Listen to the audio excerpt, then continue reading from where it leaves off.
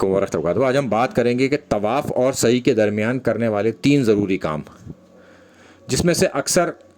لوگ اس کام کو کر لیتے ہیں مگر کبھی کبھی یہ باتیں ذہن سے نکل جاتی ہیں، تو لہٰذا اس کی یاد دہانی کے لیے ہم نے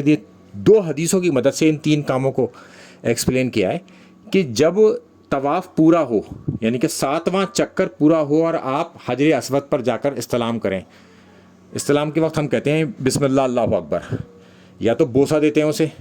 یا پھر کسی چیز کو چھو کر اس چیز کو بوسہ دیتے ہیں، ہاتھ سے چھوئیں گے تو ہاتھ کو بوسہ دیں گے، اگر وہاں تک جانے کی نوبت نہ آئے تو پھر ہم دور سے استلام کریں گے سیدھے ہاتھ سے، اور اب بوسہ نہیں دیں گے۔ مقام ابراہیم اور حجر خانہ کعبہ کے درمیان جو جگہ ہے وہ ہے مصلی نماز کا، اللہ تعالیٰ نے طے کیا ہے، تو اس مصلی پر جا کر نماز پڑھنا، مگر آج کے دن وہاں پر آپ نماز نہیں پڑھ پائیں گے کیونکہ بہت زیادہ طواف کا رش ہوتا ہے، تو لہٰذا مقام ابراہیم سے پیچھے آپ چلے جائیں، وہاں جا کر آپ 2 رکعت نماز پڑھیں، اور اگر آپ کے ساتھ کوئی ہو یا کوئی شخص وہاں بیٹھا ہو تو اس کا سترہ بنا لیں اور اس کے پیچھے کھڑے ہو کے نماز پڑھیں، کیونکہ اکثر وہاں پر لوگ ایک دوسرے کی نماز کو کاٹ رہے ہوتے ہیں۔ یہ ہوا پہلا کام۔ پھر اس کے بعد دوسرا کام، آپ کو آب زمزم پینا ہے کھڑے ہو کر۔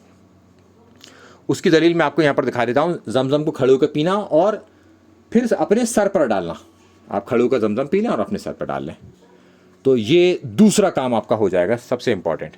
پھر حجر اسود پر جائیں اس کے بعد اور استلام کریں وہاں پر، پھر سعی کے لیے جائیں۔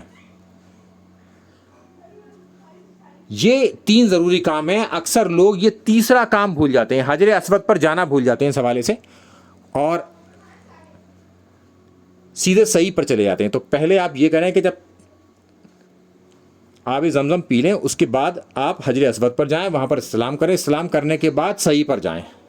چونکہ صفا سے شروع کریں گے اور مروہ تک جائیں گے، تو صفا اور مروہ اللہ کی نشانیوں میں سے ایک نشانی ہے، تو لہٰذا ان 3 چیزوں کا سب لوگ خیال رکھیں گے۔ تیسری خاص طور سے یہ اکثر لوگ بھول جاتے ہیں۔ السلام علیکم ورحمۃ اللہ وبرکاتہ۔